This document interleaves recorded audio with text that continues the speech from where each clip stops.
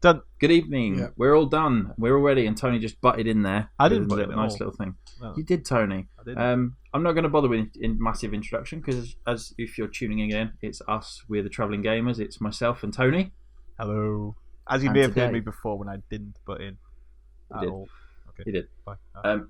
But today we have a guest, and it's someone who not winging all his way from America today, but it's a good friend of mine, Greg Hartley. So say hello, Greg. Good evening. And there he is. He's a young lad. So, Greg, tell us a bit about yourself. Tell us your background and what's your name and where'd you come from? My name's Greg. I'm from Manchester, but currently lived in the States for the past 7 years. A little bit about my background. Always been a gamer.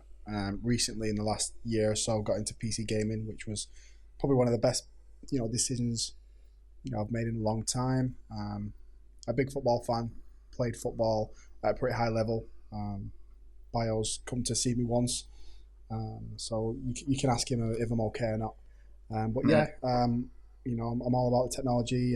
It's great to be on the show today. Oh, that was nice. What Are you- football you're all- team do you support? I support United, but I played for City. Oh, did you? Yeah. It's quite weird, actually. Actually, I was living down south when I first met Greg. And he happened to be playing in the FA Youth Cup against a relatively local side to me, so took the opportunity to went down there, and annoyingly he wasn't very busy, so I couldn't tell you if he was any good. I've kind of tried to follow Greg's career as he's made his way across the ocean, and he's come back and he's back in the UK for a little while, so it's good to have you. Good to have you back, Greg. Nice. It's good to be here. But obviously my life's in the States, so I'm trying to get back there as quick as possible. And your PC's in the States as well. Yeah, and I miss it so much. Which is more important? At least you said the right thing there, I suppose. Well, that's it. Yeah. So today, obviously, we are talking about our games that we've been playing. So obviously, it's been 2 weeks since the last Travelling Gamers went live. We're recording this on Sunday the 12th of March, and it should hopefully, if you're watching this, it should hopefully be around the 15th of March. So it should be good. But Tony, tell us, what have you been playing? Well, strangely enough, lots of Wildlands, because that's what we were very excited for last one. Yes. I've also turned 34, so now feel a little bit man. older. Yeah, I feel a lot older. So yeah, I've been playing lots of Wildlands. Done a lot of coverage. Been playing with Stu. Quite a lot, would you say? How many hours would you say I've spent? Probably about 6 or 7. I think it's about Possibly. 7. Yeah, and I really like the game. It has its flaws. It's it is open world, very open world, and quite boring in parts. But I have a lot of fun playing it, and like messing around and running around the world, getting in helicopters. It's all just a lot of fun, and I've been enjoying that. So we'll add that to the list because I'm sure we'll discuss it later on. Yeah, more Because than likely. we've played it a lot. Also been playing Lego Worlds today, which is kind of like Minecraft mixed with, I want to say Lego, but that's so obvious. But it's an adventure game kind of set in the Lego universe, and you collect your bits and make things, and you can get different guns to colour things in. It's all right. There'll be a review over on 50minutegamer.com at some point, I'm sure. Clang for that. I've also been playing a game called My Little Blacksmith Shop, which is a cool little indie game where people come into your shop and ask you to make them weapons, and you got to go and design weapons for them. That's quite cool, little indie one. A game called Sim Airport, which is, as the name suggests, it's a sim building game based in an airport, and you've got to run the airport. Very much like Prison Architect, but nowhere near as good. Been playing lots of LSPDFR still. Been playing some Warshift, which is an RPG mixed with a top-down like FPS sort of thing. You can kind of transform into like dinosaurs and stuff. It's kind of weird. That's not too bad. Aerial Destruction, which was a indie game, which was terrible. Didn't enjoy that at all.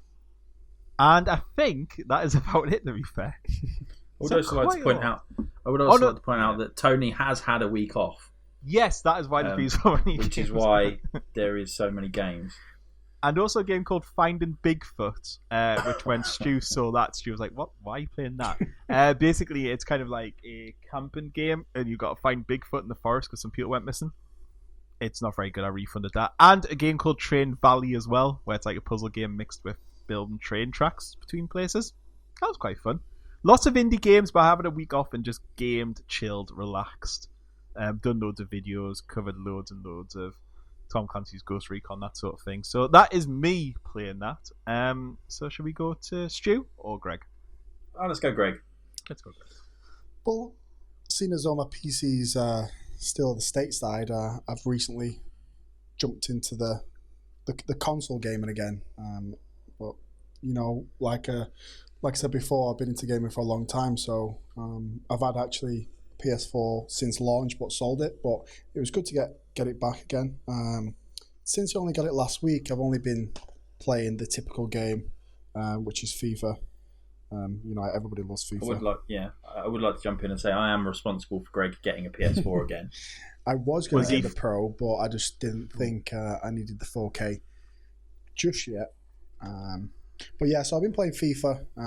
I've got a love-hate relationships with FIFA. You love it one time, and the next minute you're throwing your control pad at the screen because your goalkeeper throws the ball in the back of the net on a FIFA Ultimate Team.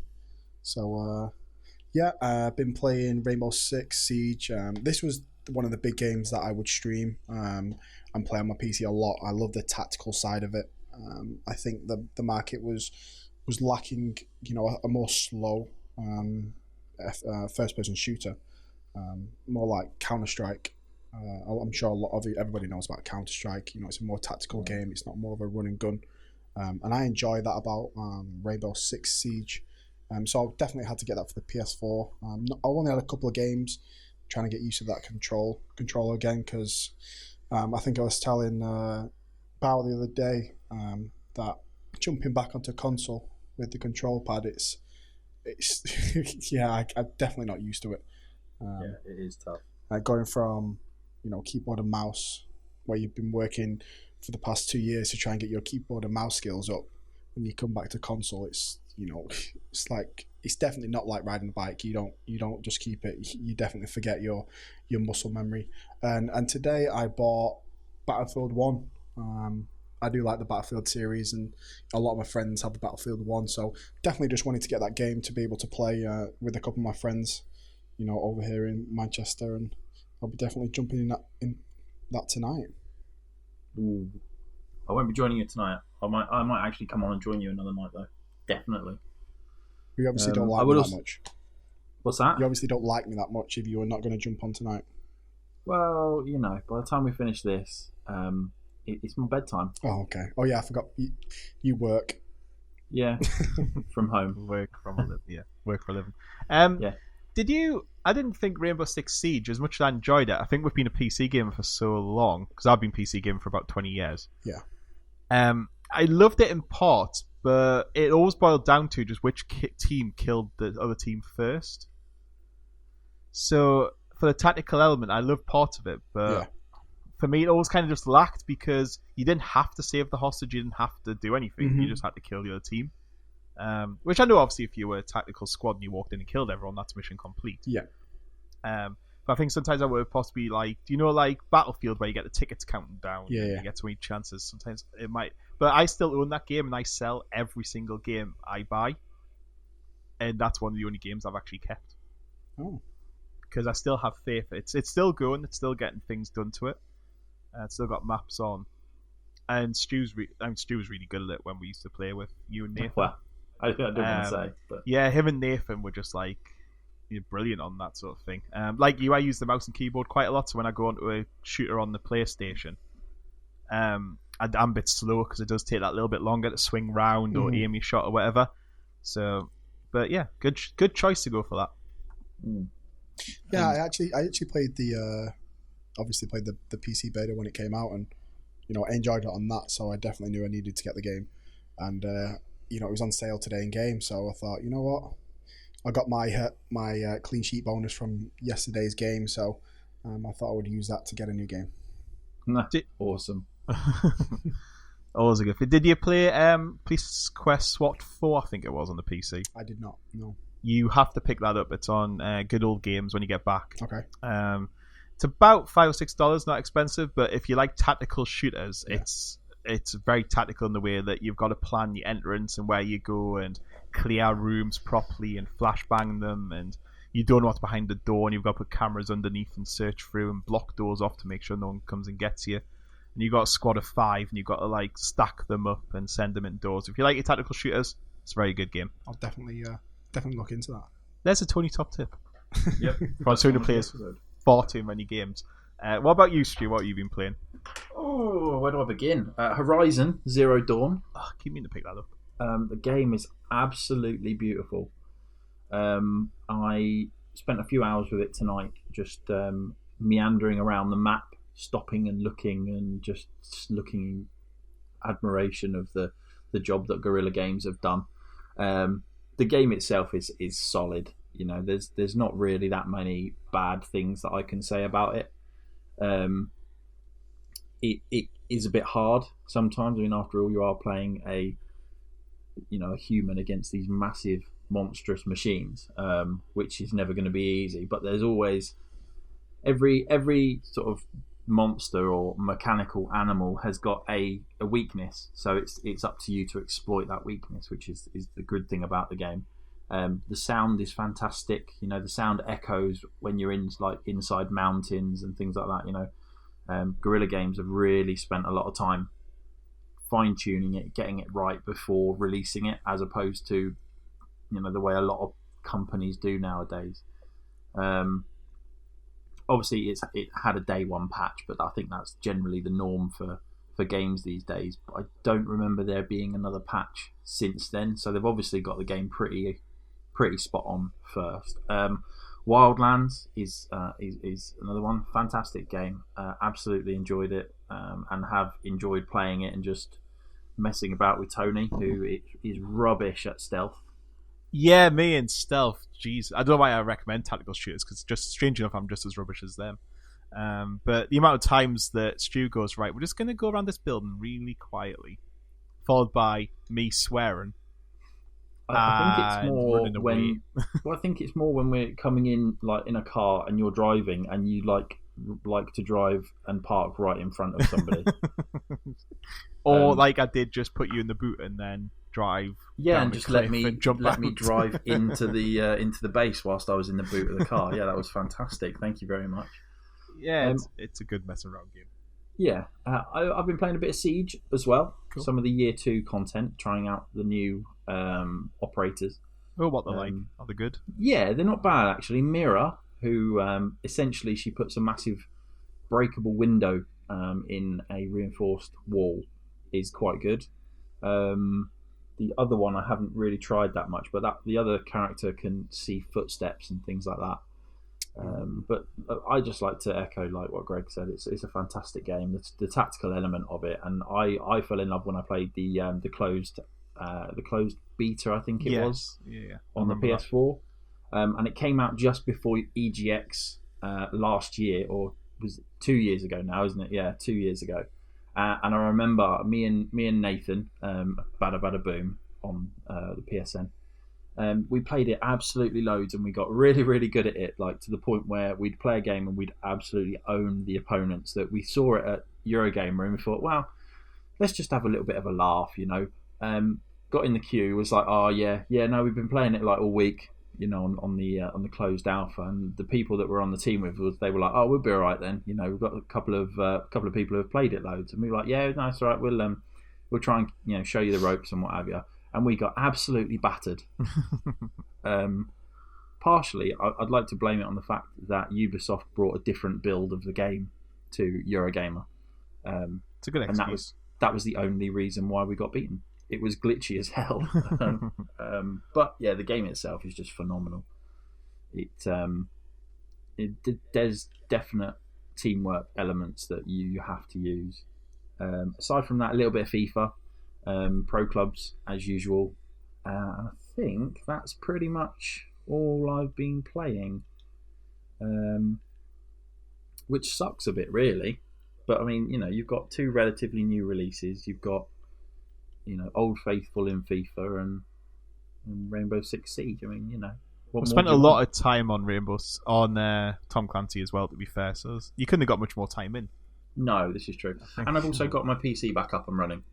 So I've been downloading hundreds of gigabytes of information. And you got it working pretty well, didn't you? Apart from not getting the graphics card working first time round, which well, why biggest didn't it work, Stu? What was the reason why? I didn't plug the second power cable in. Ah, okay. So if you're building a PC, however, as I was saying to Stu, not as stupid as what I did, is when I forgot to put thermal paste on the processor. Oh, jeez. And powered it up. Was like, what's that burning smell? Is a computer supposed to go bang? No. Yeah. My chip just absolutely fried. £100 down the drain within 2 seconds? Wow. See, I was quite fortunate. I'd got thermal paste all ready to put it on, and then there was already a thermal paste applied onto the heatsink. Oh, that's handy. So, yeah, I only realised it once I put my finger in it and realised it was sticky. But I can tell you that my chip is currently running at a cool 29 degrees. Perfect. See, there you go. What more could you... Yeah. I don't know what mine runs at. I don't have any statistical stuff on mine. But I do know that possibly when it blew up, it was probably very, very, very hot. First time I've seen smoke come out of a computer. Yeah, I think generally they can get to about 90 degrees is the point at which they sort of shut off. Yeah, I think it depends which chip you have as well. Yes. This was a good 10 yet. Maybe 10 years ago, so it's probably was a Pentium, an Athlon. Pentium 2 Athlon, something like that maybe. Yeah, maybe it might be an AMD Athlon 2. To think. Like a 1.2 gigahertz. Something like that. And I had to downgrade because I couldn't actually afford to re-buy the same chip. Right. So I actually ended up with a worse computer. Was it one of the top ones for that day? It was, yeah. It was the one I got was actually pretty good for the day, and I had to downgrade to one that was about £30 cheaper when it was only about £100 to buy that. So it was actually quite a drop. The worst thing was my stepdad, who was building it with me, was a PC engineer, or is a PC engineer. Wow. And then he went, "Oh, I forgot to tell you something. What? You're supposed to put thermal paste on. Thanks. Yeah. Yeah. Cheers then. Bye. Can we run down the shop to get another one?" Yeah. Thinking you would then say, "Should I put some money towards it?" And he didn't. Oh, it was a harsh lesson in life. Yeah. Never trust your stepdad. Is that what you're saying? Yeah, that's what I'm saying. Yeah. So Right, if you have a stepdad, don't trust him. Tony's top tip. That's the second top tip today. This episode is just full of them. Yeah. Don't trust your stepdad. And I think that's just a moral. I need to write these down, actually, don't I, really? We need to write a book. We should just, At the end of the year, we can collate Tony's top tips. You can make it like the 10 Commandments. Yeah, and then after every Tony's podcast, just put it on Twitter. Yes. Tony's and we top could give it tips. to Greg to take over to America back with him. Immigration won't let me in. Who's Tony? Yeah, especially some of these tips. I mean, so yeah, Tony's top tips. Don't trust. I'm writing these down. Good. Yes, it will be on the podcast for everyone to listen to again and again. But yes, don't trust your stepdad, and Police Quest SWAT 4 is quite fun. Lovely. There you go. So I've just been looking through my games list to see if there's anything else I possibly played, but I don't think there is. So I think, oh no, Slime Rancher. How did I forget that? Have you ever seen Slime Rancher before? No. You go around and you basically own a farm, and you've got to collect balls of slime and collect them, and then put them in pens and feed them and stuff, and then the poo, and you collect the poo and sell the poo on. Nice. Basically. I forgot about that game. How could you forget a game like that? I don't know. Yeah, it's definitely got its own niche in the market, hasn't it? Yeah, but yes, I had a week off. I hate to think how much I gamed over that week. I've got square eyes now. Yeah, but you've got a couple of weeks now where you're not going to get to game very much. Yes, talk about a week in Huddersfield, then 3 weeks in St Helens. Oof. Hey, maybe we'll have to do a live podcast because I think St Helens is only an hour from me. Yeah, it's not Yeah, far. I'm staying up beside Wigan actually, which is even closer. Yeah. I believe. I'll try and get we get Greg on again, and I'll get 3 chairs and all bundle into my office. Or we could So just there like you go go. into a McDonald's or Starbucks and use their Wi-Fi. That would be even better. Just sat in a Starbucks using their Like, Wi-Fi. yeah. The thing is, we don't technically need Wi-Fi. All we need is a laptop and a microphone. Yeah, that's all we'd need. Actually, we could actually get that done. There you go. See that you never know. The next Travelling Gamers podcast might come live from Stu's Starbucks. house, or Starbucks, or up the Trafford Centre. Oh yeah, we could do. Coming live, the food court in the Trafford Centre. Yeah, on the boat. Yes, on the boat yeah. in the middle. Or I could chill factory. See, there you go. Just Travelling Gamers on the slopes while skiing down the. Yeah. That's probably not a good idea, actually. I've only ever had one skiing lesson. I'll tell you that, or we'll put you in the golf course and we'll try and hit golf balls at you while you talk gaming. Yeah, that's not a bad idea. No. I mean, there's no chance of you hitting me. I mean, Well, if you stood over 10 yards away, I wouldn't hit you, so. It's fine. Probably more likely to hit me with a club when you let go of it. When I let go and miss, because that's probably. Actually, last time I did go golfing on a driving range, I did hit the ground, and good God, that hurts. Oh, yes. Yeah, not good. Painful. That was a long time ago, though. Yeah. So, let's move on. Yes, let's move on. What are we looking forward to? What's big news for the next couple of weeks? I'm trying to look when the next couple of weeks is. Mass Effect doesn't come out by the time we'll meet again. Does it not? No, because I think it comes out 28th, doesn't it? I have no idea. Well, it's, I am actually not looking forward to anything. I'm going to put that out there until Mass Effect comes out. Actually, no, 21st. No, Mass Effect then. Yeah. See, I'm not interested in Mass Effect. You're not, are you? Greg, is it your sort of thing? I won't class played it. Maybe 5 minutes. I think it was. Right. I think it was a free download on EA Access on the PC. I think I played 2 and 3. It's a good-looking game, but I never really jumped into it because, I'm more of a multiplayer person. So, but hopefully the new one, it does. From what I've seen, especially the multiplayer, does look like a beautiful game. So I might even. Just because of that, I might even check it out. I'm not an RPG fan because, as Stu knows, I have no patience for anything. Really? So, it's why I'm rubbish at stealth generally as well. I'm like, right, okay, let's just do it. The amount of time Stu's sorting his load out and I'm sitting in a helicopter or running them over or something to get them to hurry up is ridiculous. But it's one of the only RPG games I've ever played and completed.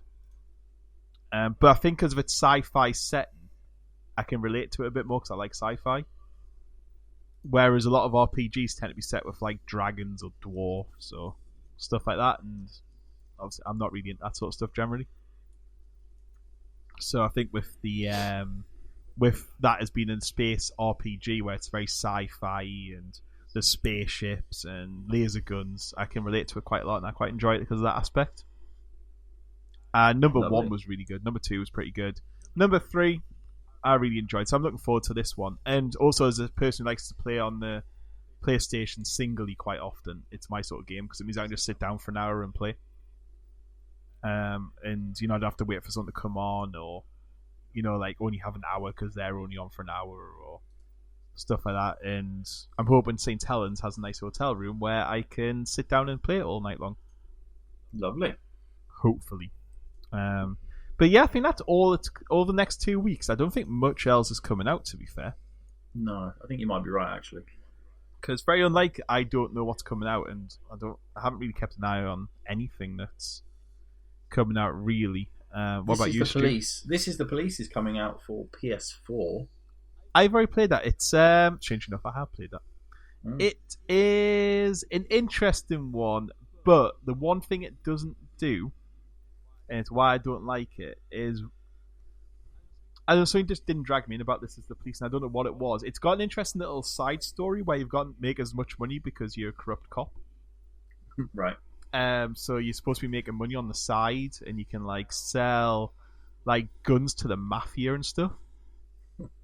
So when you respond to a call, like you'll say confiscate some weapons, they'll be like, "Do you want to keep these, or do you want to sell them on?"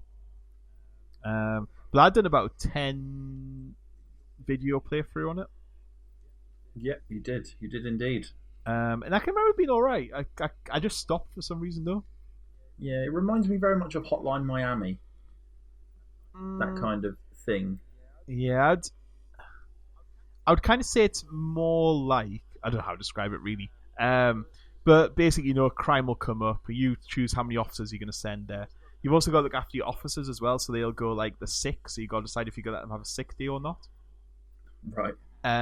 Or do you want to sack them? Or on mine, it came up saying they wanted rid of all women police officers. They wanted no police women on the force. You had to do all men, and it was up to you to decide if you wanted to please the people who employ you, who would give you them more money and better resources, or would you try and just keep your force happy and not do it? So I just decided not do it. Right. And then they said, right, okay, you're not getting promoted ever, and we're not giving you any more resources and stuff like that. And then there's like drug deals you've got to look after, where so if someone gets murdered or something, you got to like piece together. It's a very interesting game, and it was only £14 on the PC. Right. So I'm guessing PlayStation it might be quite cheap as well.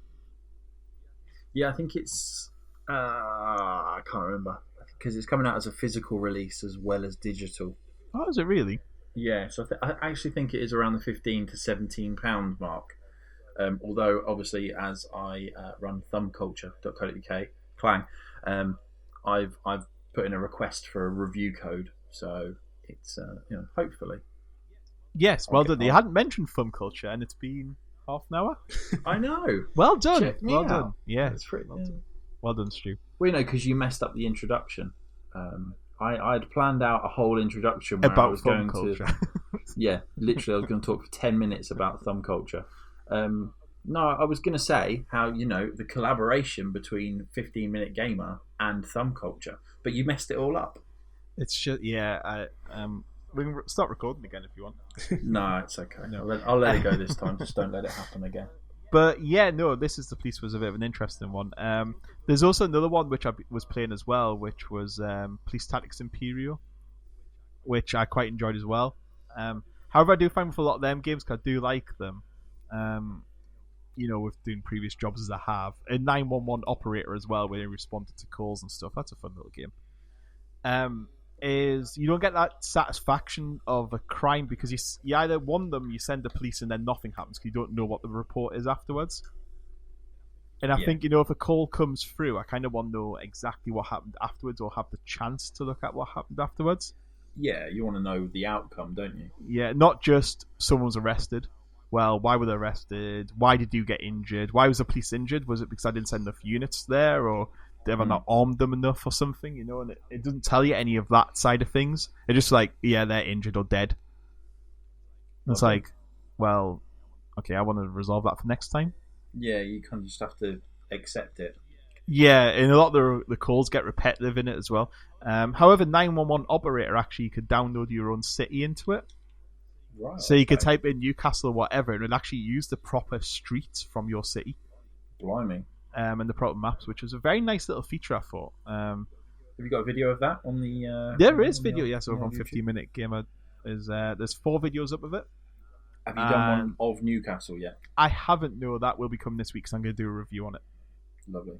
Because Stu persuaded me that reviews are good. Reviews are always Reviews good. are good. I didn't do any on my channel.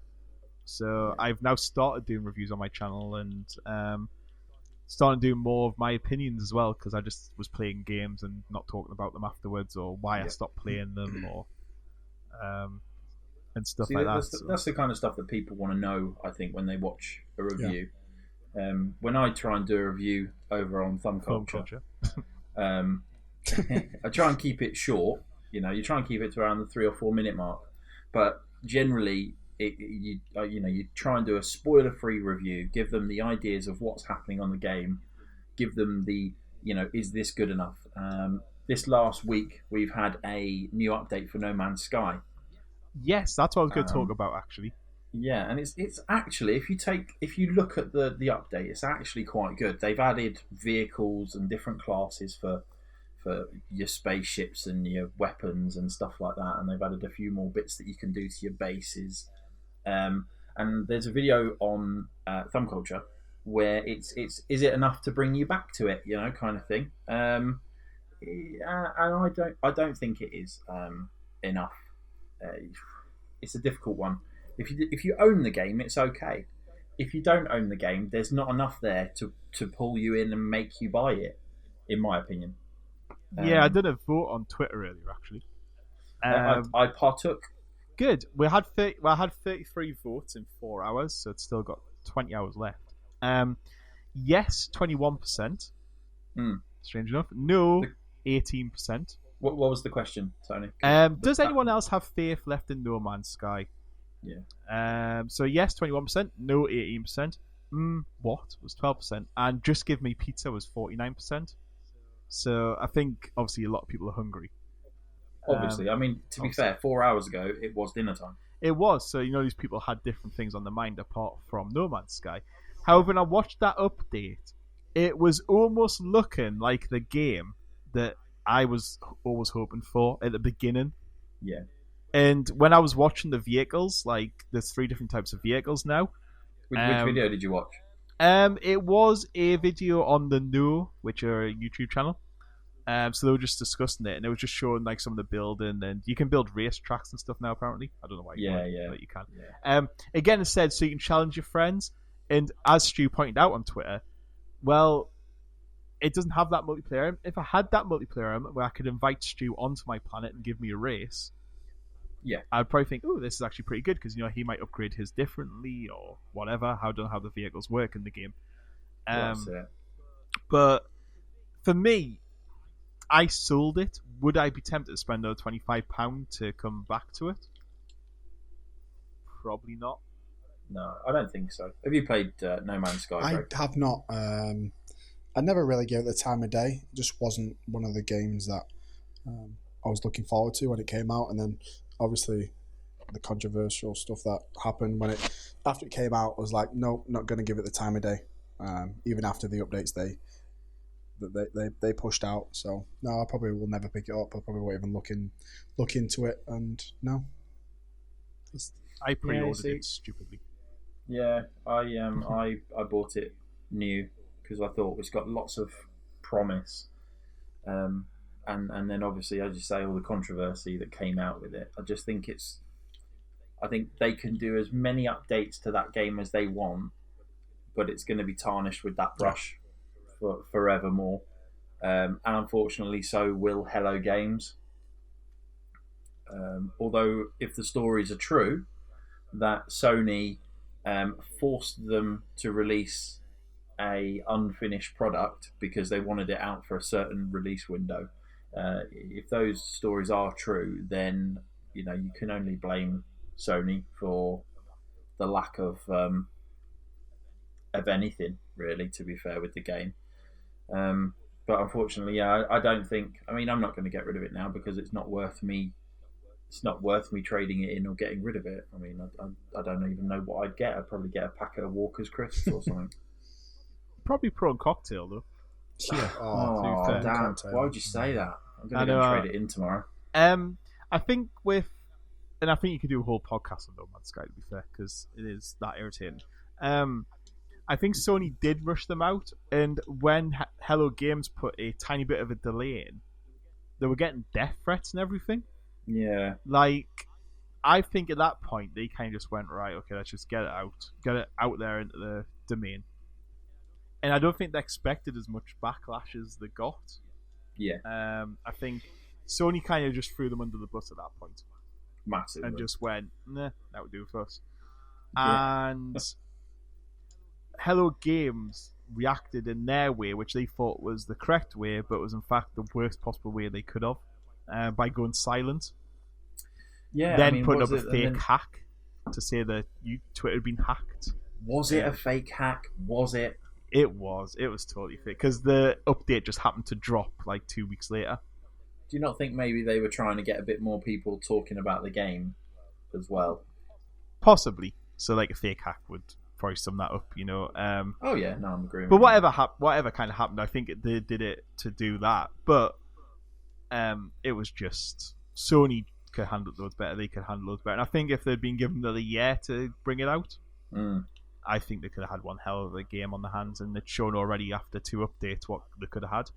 Yeah, I think all it needs to do is add in the ability, because obviously that the big thing was that they said that you could meet up with your friends, but due to the eight Size. quintillion Something stupid like that. planets in the game, you know, the chances of you actually finding your friends are minute. But then obviously, you know, there was the whole thing where 2 people found the same planet, Yeah. and it was even different times of day when they were on the planet. I think that in itself is difficult. You can't deny that evidence, really. But I think if they just added the ability to actually meet people and to meet human players and trade with human players, I think the game would just start a massive following. It's got a huge following. It's subreddit that has like 1,000 subscribers or something. Wow. Like, it is really a massive, big community, but I think the community could have been millions big. Yeah. Millions upon millions, because there's nothing like that on consoles. That's it.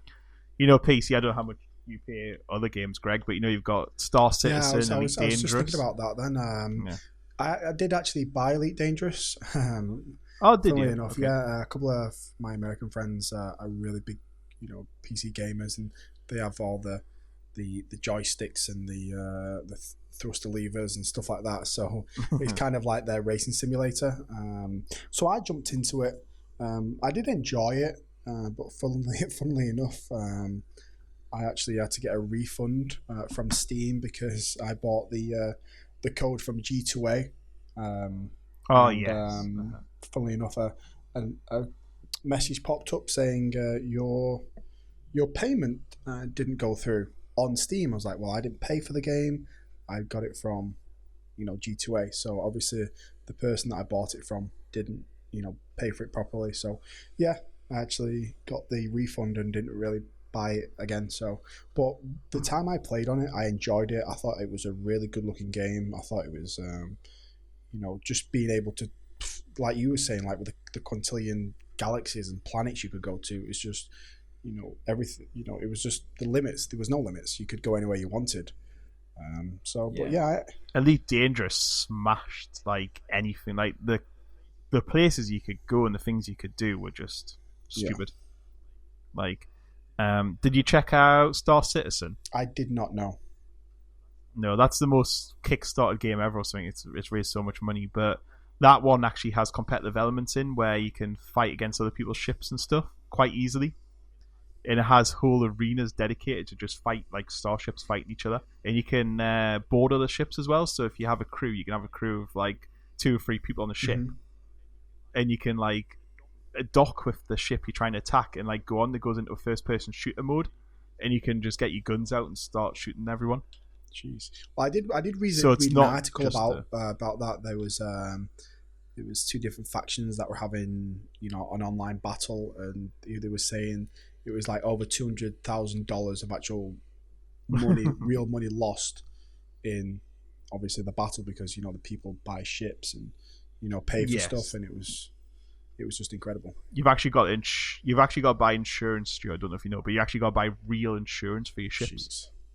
Wow. Because if they get destroyed, that's it. They're gone. That's actually quite good, actually. I quite like that. Elite Dangerous is actually coming to PS4. It is, yes. I hope they can set it up to the way it is on PC, because I don't know if you found this, Greg, but the PC controls I found really hard. Difficult. Like, I used the controller, and you had to, like, the tiniest little corrections you had to put in were just so difficult. The amount of times I'd crash into a space station or something were stupid. But then again, I am rubbish. But it's just amazing what they can do and how big the universe is. Like, There was a I don't know if you've ever heard of a gamer called Scott Manley who does lots of space videos. He's actually a rocket engineer or space engineer or something. So he plays a lot of Kerbal Space Program and stuff like that because it's actually what he does as a job. And he played that game and he was going from one side of the universe to the other. Live stream. It took him 14 hours to do one of these missions on the game. And what people do on it, because it's so far, only a couple of people have ever made it because it's that far. You find there's actually trolls at the end who shoot you as soon as you go through the final jump. And when you get through the final jump, it sets you all the way back to the start if you die. So trolls were just sitting there at that stage and killed you. That would just... Which is ultimate trolling to its extreme. Big time. That is ridiculous. But yeah, literally 14 hours of solid going, filling up with fuel, next stop, 14 hours it took them. Across a real star system. It's mad, isn't it? It is. I mean, obviously in real time that take many years, but using their technology, and yeah, he was like really top class. He's played that much on it, but Star Citizen is just a different league. Like, I've got someone I work with who spent over £2,000 on ships with it. Whoa. Wow. Virtual ships that he's never going to own, and to get every ship on the game, there's a pack, and it costs £15,000. Oh my word. That gets you every ship on the game. And I thought I spent a lot on FIFA points. Yeah, this outclasses anything that I think anyone can. I can't even comprehend somebody spending £15,000 on a bunch of things that they'll never own. Yeah. Yeah, I don't mind dropping an extra like 20 quid on Grand Theft Auto Online or whatever every so often. That's fine.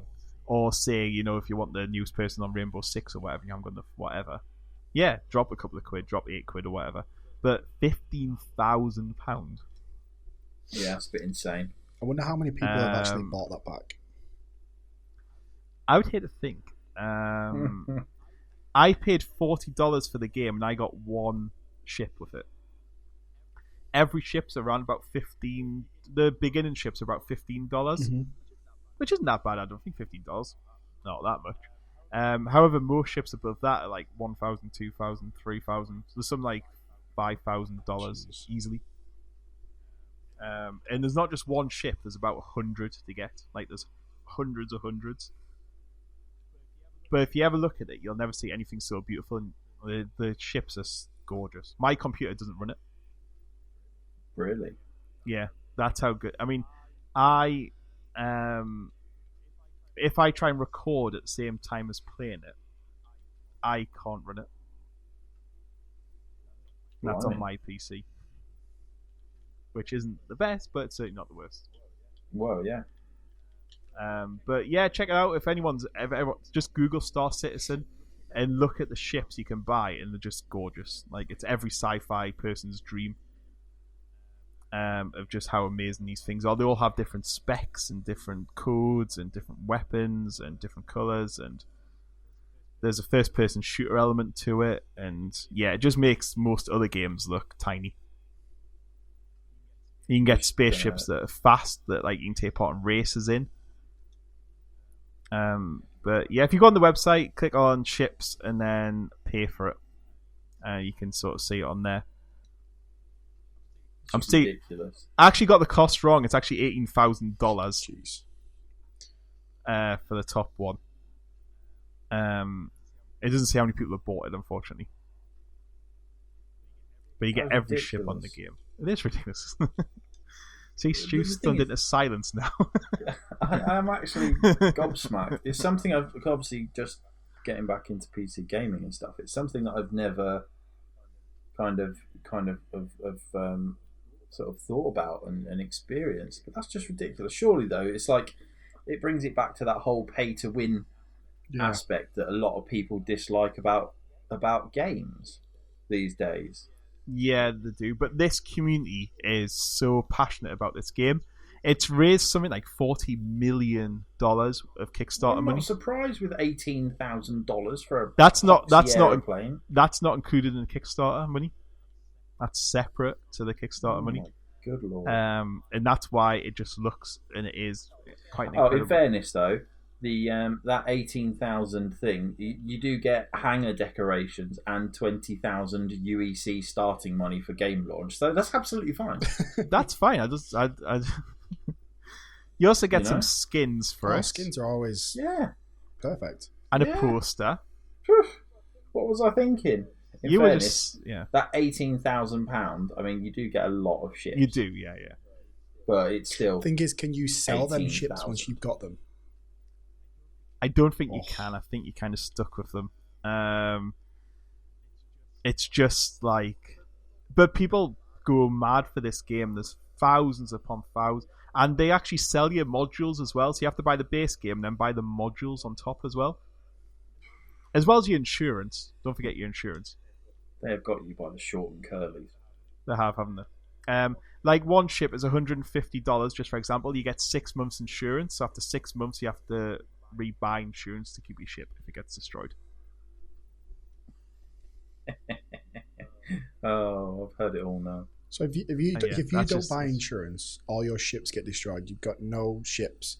Then you get the basic. Oh, you get the basic one. Okay, I was about to say the game's virtually non-playable. Well, I think you get the basic one back. I'm guessing you do. Like probably turns into like a GTA style game then, when you've got to go and steal a ship and stuff. I've had this game for ages. I've not taken my ship out the hangar because I'm scared. She's scared to take out the hangar in case I get shot. Nice. I don't know how it works. I don't know if you can get shot. I don't know if anything can happen like that.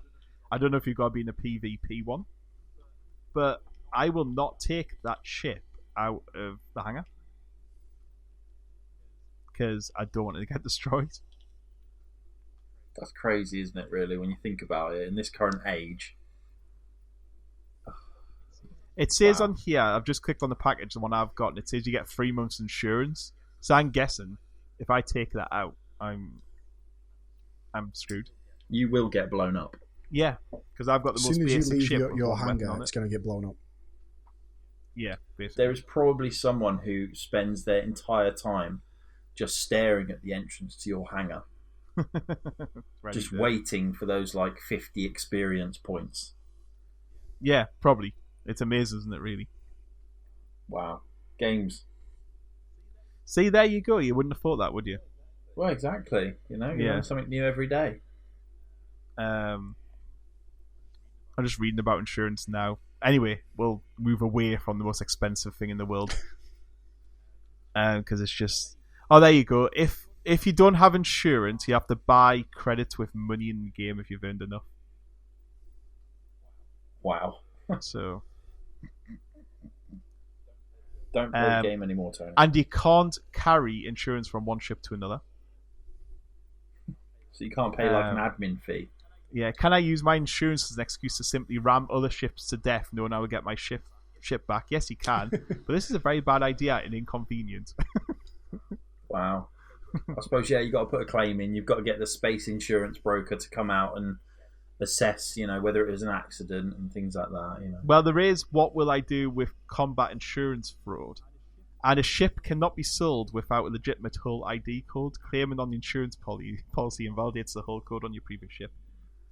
So your ship has a hull code. If you don't have the right insurance for it, that's it. You've got to check your PIN numbers. You've got a chop shop in space somewhere that's doctoring all these bloody VIN numbers and stuff.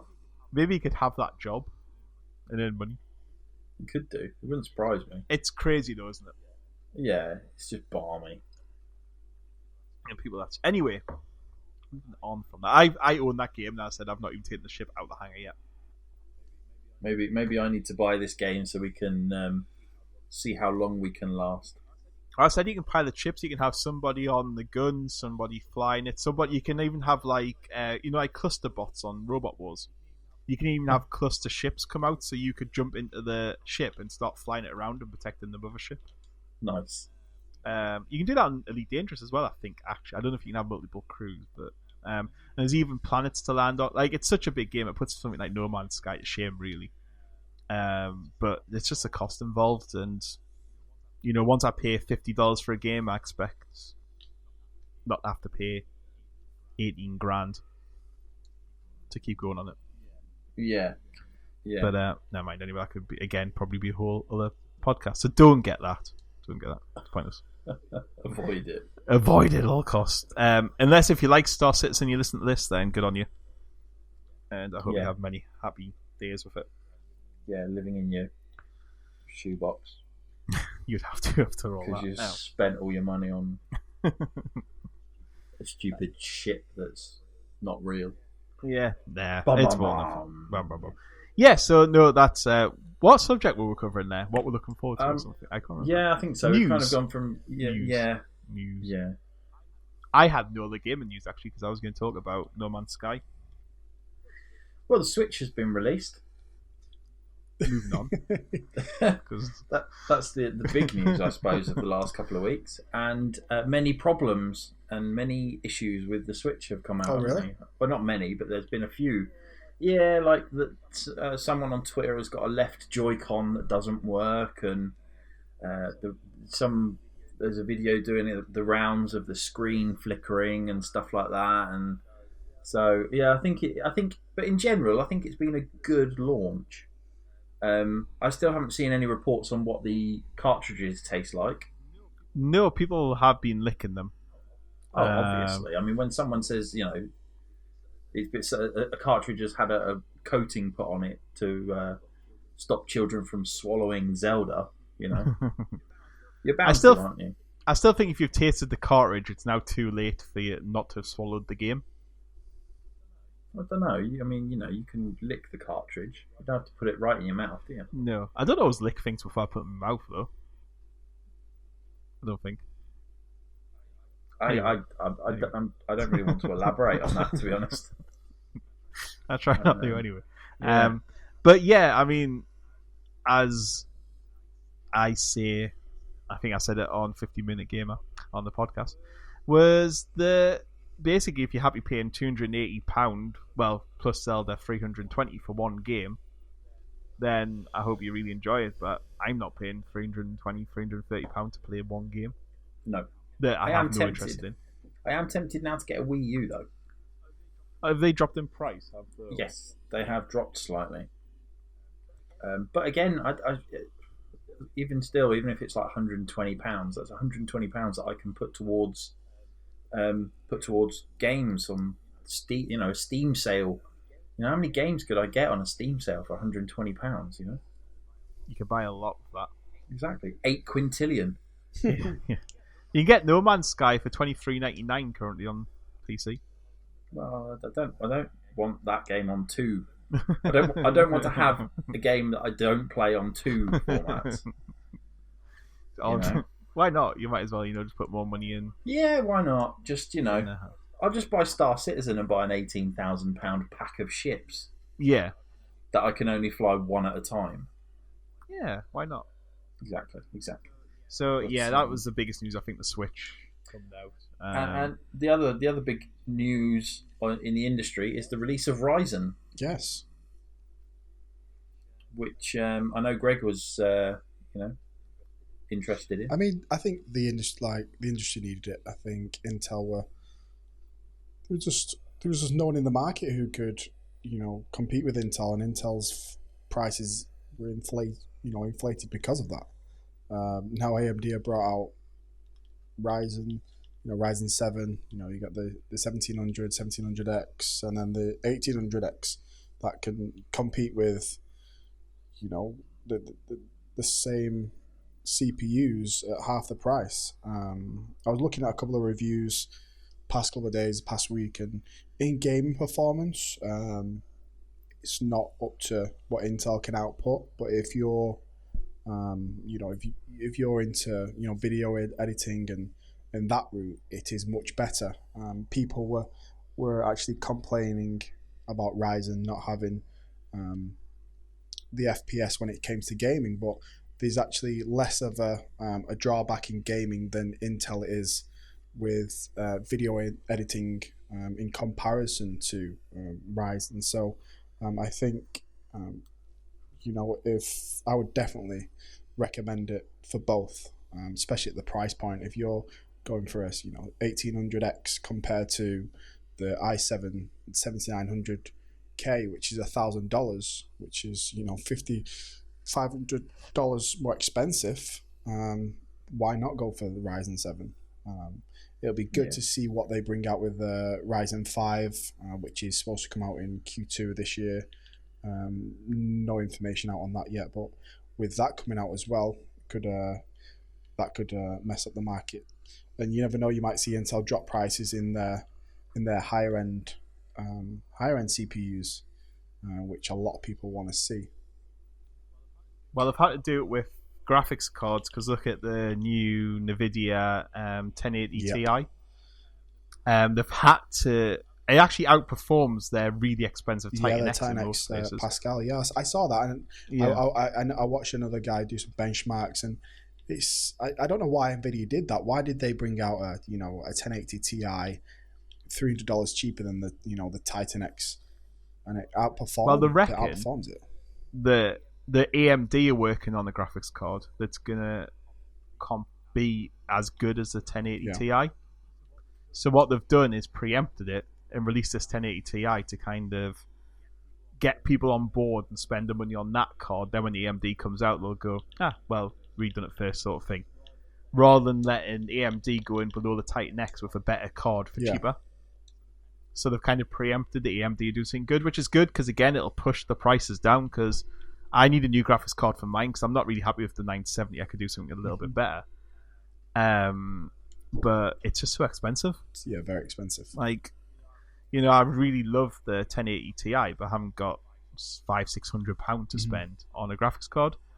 Whereas if AMD bought one out that was actually decent, and it was like £200-300, it would be more affordable for me to go, right, I'll sell me the NVIDIA one for 150, 170, and just put the other £100 towards getting a decent AMD one that'll run the games, if you know what I mean.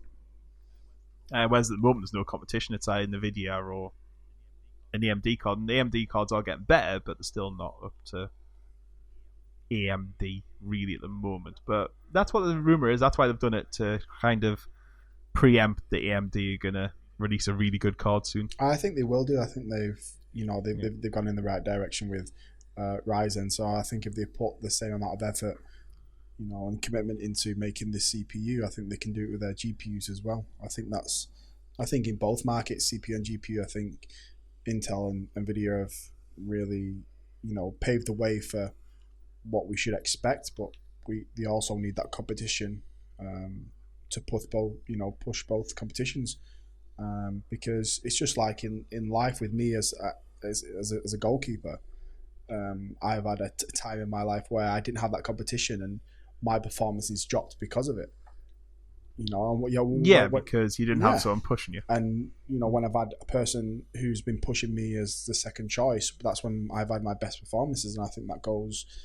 I think it's the same with Intel and NVIDIA and AMD. I think if they're all pushing each other, I think it's going to bring the best out of everybody, because now, there's not one person just in this market. There's going to be two, 3 companies in this market that are going to want to be the best. And with the stuff that AMD has brought out recently, it's a good thing for everybody. That'll be good to see. I was going to use the Leicester analogy there. That's why Leicester haven't done very well this season, because no one's getting pushed for places or anything. They've already won the league. So just kind of, we don't need to try now. We're the best. We've got no one pushing us for places. But yeah, when I had AMD computers, I always felt quite far behind the times, and it was never quite as good. So this time I went NVIDIA and Intel and built a pretty decent machine out of it, but the extra costs were just huge over the fact when AMD aren't that far behind with the parts, and I could have got it a lot cheaper just building it from an AMD standpoint. But it's the same as when you buy a laptop. Like, I bought an Alienware laptop because I had the best parts in it. But really, I probably just paid £400 or £500 more for something that I could have got from a different company. Yeah. Just with different AMD parts in, or just, lesser and that. And it'll be nice to see, because I always try and upgrade my computer, and I'm starting to get a bit bored of this one now. So I want something new. But yeah, that's good to see. Is that all the game news you can think of? Because I'm just wary of the time now. Yeah, no, I don't think there's anything else big out there. No, I don't think so. Obviously, we've even dabbled in PC news this week. Yeah, we've went all over the place, haven't we? Really. Yeah, absolutely. I was just having a look through to see if there's any other news I kind of missed, and I can't see any. No, it's generally been, aside from the big game launches and things like that, it's generally been quite quiet in terms of any kind of big news kind of thing. There's been no Call of Duties and things like that or anything. The only other big news that's happened in the last sort of little while was that E3 are opening their doors to general public, but that's about it. I would hate to think how busy that'll get. Yeah, it looks busy. Eurogamer tickets are on sale now as well, so I'll be purchasing my tickets for that as well. Where's Eurogamer held? Birmingham. Yeah, it's changed there. Was it 2 years ago? Yes. When is it? Yeah, it was Birmingham at the NEC Birmingham. Okay. So I was even thinking about possibly going to it, but I don't really fancy catching the lurgy again and standing in queues for hours. But I had a lot of fun when I went the first time round. If I go this year, it'll be my 5th year. Well, I'm sure Fun Culture will have it covered. Well, we try. Although, unfortunately, my press pass request was denied. Yeah, mine was denied last year, which is why I didn't go actually. Yeah, so I was just like, but no, we have more happening up north now. There's a really good retro gaming event every year. That's pretty good. So there is stuff happening up here. Because Birmingham's still kind of trek for me to get down to anyway, which adds to all the cost. But yeah, EGX, I'm sure will be a special podcast dedicated to that when it comes to it. Well, yeah, if I go, I get married 2 weeks before it, so yes, I'm still waiting for the invite. Yeah, keep waiting. Still waiting. The postman's been bad lately. Yeah. Yeah. I don't really know what to say. That's it for the podcast today. I think so. I think unless any other business, but no, I think we've come to a natural conclusion. Yes, I think so. There's no other business. I think everything's been covered that I kind of want to cover today. Yeah. Obviously, go and follow us on our respective Twitters and YouTube channels. And Greg's got his own YouTube channel over at Hartley's Tech Circle. He's also on Twitch. I will try and remember to put all of the links in the description, which I am rubbish at remembering. Yeah, that's probably one of my bad things. I'm always bad at remembering. But yeah, you can catch obviously mine. You can go over Fun Culture, and there might even be more new stuff. The amount of PC games I'm playing will drop over the next 2 or 3 weeks because I'm not playing. So in 2 weeks' time, it'll be what you've been playing, Tony. It'll just be out with myself, and hopefully a bit of Mass Effect. But yes, that's kind of it, really. So if you remember to do that, and thank Greg for joining us. You having me on. Yeah, for coming over. It's been a pleasure, and yeah, we'll catch you in about 2 weeks' time. Perfect. Right. Well, that's goodbye from me. And goodbye from everybody else, I suppose. Yeah, goodbye from me as well. Goodbye from me. Yeah. Well, might as well say a bye or interrupt before we go. And yep, and we'll catch us all later on. Goodbye.